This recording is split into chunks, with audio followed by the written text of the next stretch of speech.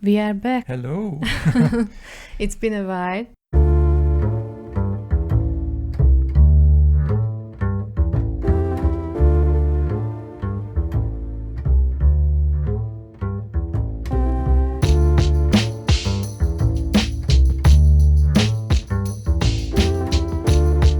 So many things changed since our last podcast. Yeah, so we wanted to do one last episode in 2020, and hopefully we can come back with a lot of more in the next year. But it was important to talk about this year. What did we experience? And yeah, it was not an easy year for any of us.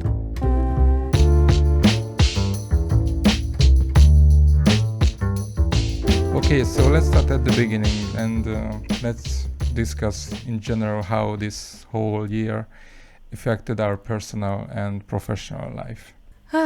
It's a big task, to be honest, because so many changed, and I think the pandemic affected so many different parts of our lives. I think the most important for me is slowing down in general. As you said, in our professional and personal life, I had the most time for myself in this year. Previously, we were so busy all the time with different jobs and different projects. Now, because we had more free time, I think I focus more on health and discover new hobbies like cooking. We played a lot of Call of Duty. Yes. Thank God it came out this year. Yeah, so I think we had more time for ourselves, and also we spent more time thinking what else we can do during we cannot leave our houses. Especially it was during the first lockdown when we were thinking, okay, what can we do online, or what kind of projects we can start, and the podcast was one of them. This was in around March and April. I remember it was a quite shocking experience to hear about our previously booked jobs get postponed, and later on it all went in a cancelled status. So it wasn't an easy thing, but since everyone was in the same situation, we had to just play our part. Yeah. The strangest thing was during the March period, experiencing the first lockdown, that we had no idea how long this is gonna take, and when can we go back for our normal life, or closer to normal, or even just travel for work. And this period helped us to get out of our comfort zone and start new things, for example this podcast, and also we started our Patreon site, which we really enjoy to do, and also it opened new doors. It was quite surprising to see how well it was received by many of you, and we saw such a big demand from people around the world, and they wanted to know more and more about our techniques, our knowledge. Yeah, I think it's really surprising how close this community is usually. I mean, who works in fashion and the fashion industry in general. And it's quite hard to get these informations because no one is really sharing. I know why it's happening, but also it's just so good to see finally we can build a community around us and share information, tips, or just give small guidance to the newcomers, because it would help for us in the beginning as well. But we had no one to ask these really important questions. So without a small help, it could be hard to manage to go forward. Yeah, it's very difficult, because I remember the first time when I grabbed my camera, I tried to look for some kind of resources and watched hours and hours of YouTube videos, but I haven't found something so specific. Yes, and even from a photographer point of view, I studied at the university, but fashion is super specific. I studied art photography, and if you are not assisting to other photographers, it's really, as I said, it's a closed community, so it's hard to get in.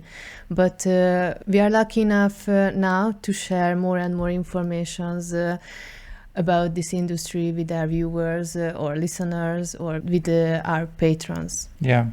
On Patreon, we have different tiers for different content, but one of our favorite is the master tier.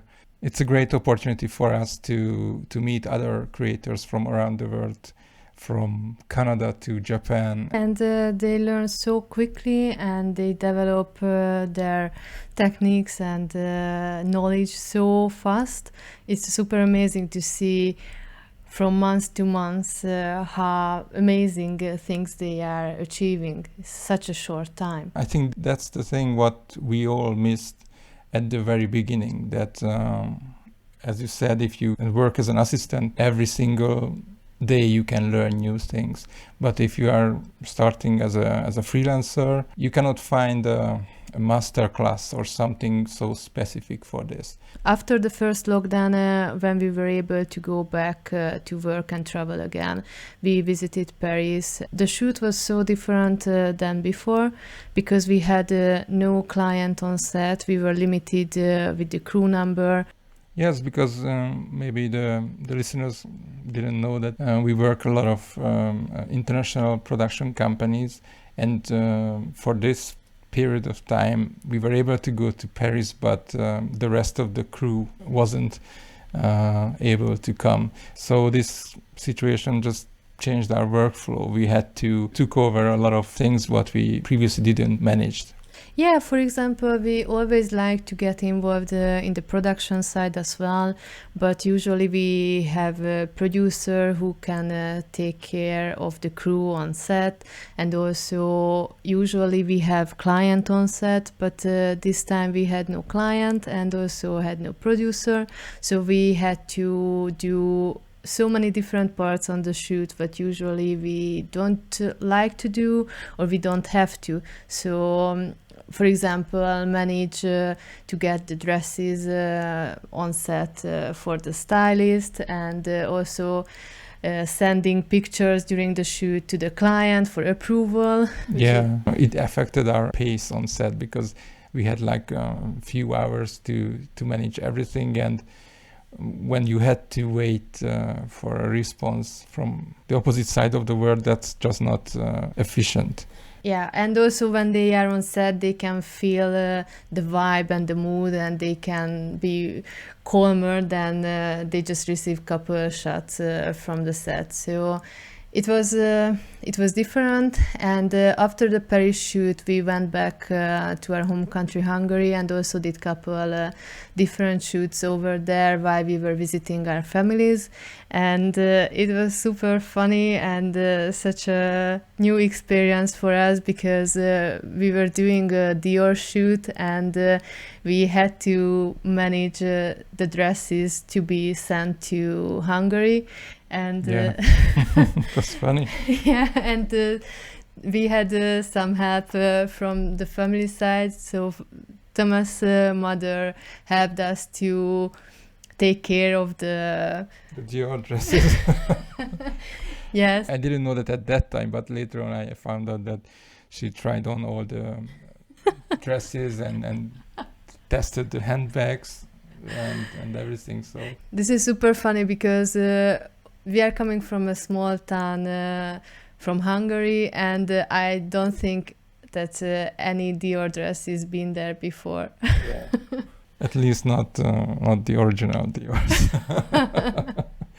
Yeah, so that was also an extra thing what we had to manage to get the dresses and get location permits and get a team together a really short period of time.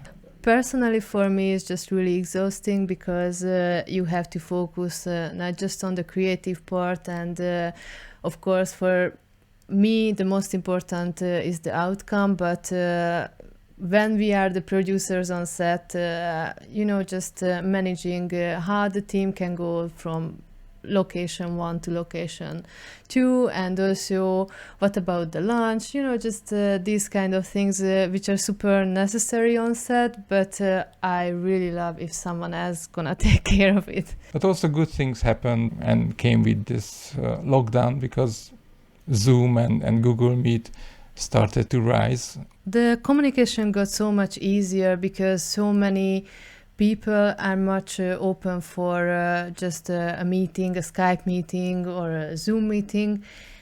Before that, previously we experienced so many difficulties because, for example, someone told us, okay, whenever you are in Italy, just message us and we can meet for a coffee. And, it's just not really usually happens that you are in a different countries just to meet with different producers or agencies, so you have to plan these travels, and I don't think it's really time consuming that you're gonna travel just for different meetings. Yeah, I mean, we had before talent agents from London who were super excited about our portfolio, and they wanted to meet us, and during that time we were able to go to London, and they were not available.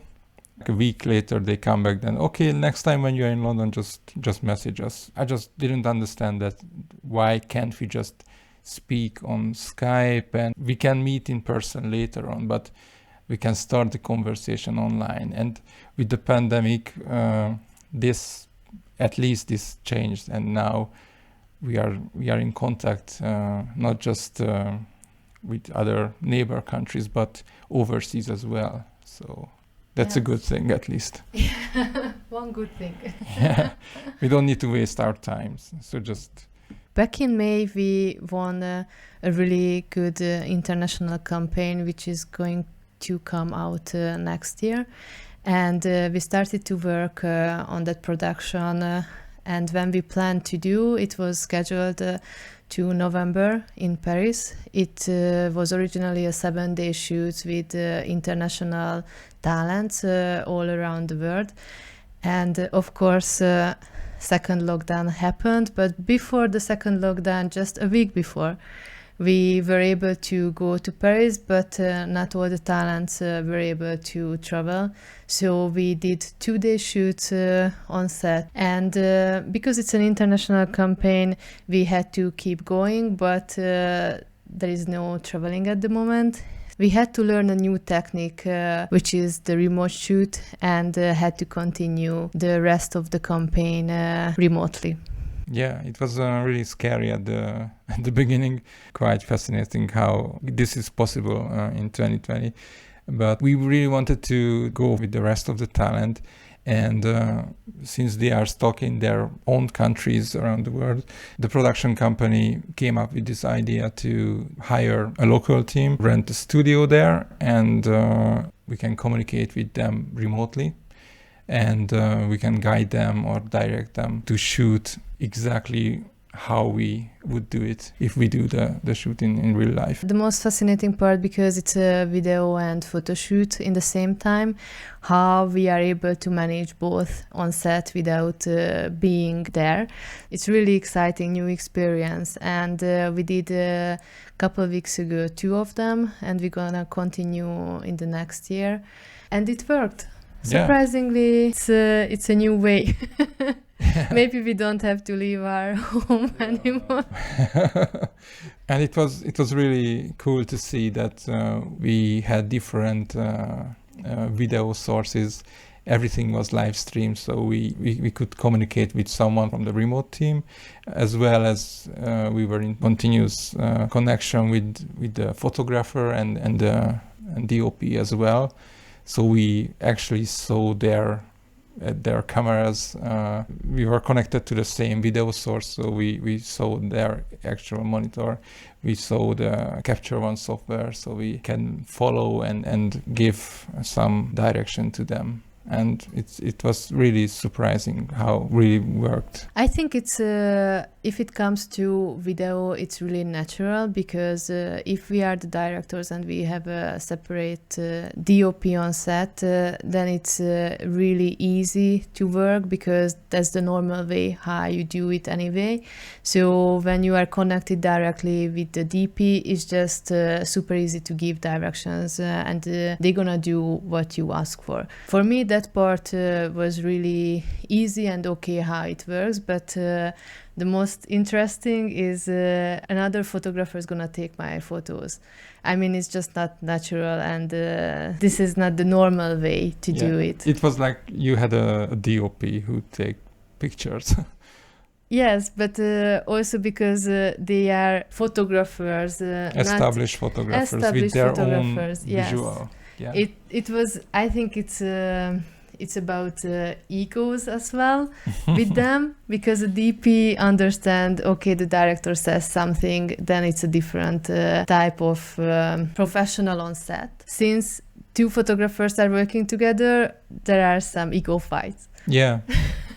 Yeah, because the DOP, the good ones, they also have their own visual, but they follow the guidance coming from the director. Yeah, but that's also new, not just for you as a photographer, but also for the other photographer who took it. Of course. They had to. You both had to find a way in the middle, but it really worked well. Yeah, I mean, we were super lucky with the local talents, because they were able to follow our guidance, and also I think from the outcome so far, it looks like we were on set and we took the shots. So I'm super happy so far, but we cannot tell too much, and we're gonna share every details once the campaign is out. Yeah. Exactly. So after the first two shoots happened in Paris, Germany already introduced some quarantine measures against France, and we know that when we're gonna come back, we had to go to quarantine for like 5 days, and we had to do tests. And then if we receive a negative result, then we can leave our homes. So this thing opened our eyes that moving forward, we cannot work in the same way how we did it before. We cannot just jump on to any new production and just travel like before, because we always have to think about the outcome and what's going to happen after when we come back. Or even before, because we had to take tests before we traveled out of Germany. Yeah. And also when we came back, do another test, do the quarantine. So it's just not the same anymore, because previously when someone asked for your availability, you checked your calendar, checked the date.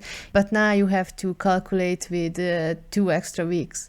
Yeah. You need a week before and a week after, or maybe 2 weeks after, and then maybe another project will come up and you just simply cannot take it because you are in quarantine. Yes. So you need to prioritize what kind of jobs to take.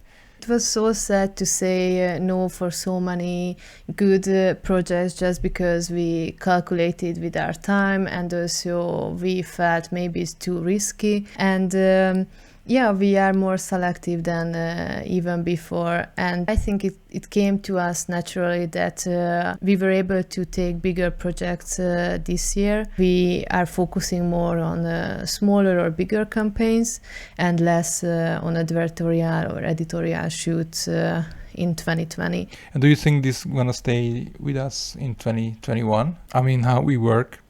I think we learned a lot from this year, what we can take an advantage for the next year. For example, the remote shoot, I think maybe it's gonna stay, and we can expand it to another level. Yeah. This is one thing I guess it could stay. Also the online communication, I mean the online meetings with clients, with production companies or agencies, I think that's gonna stay, definitely.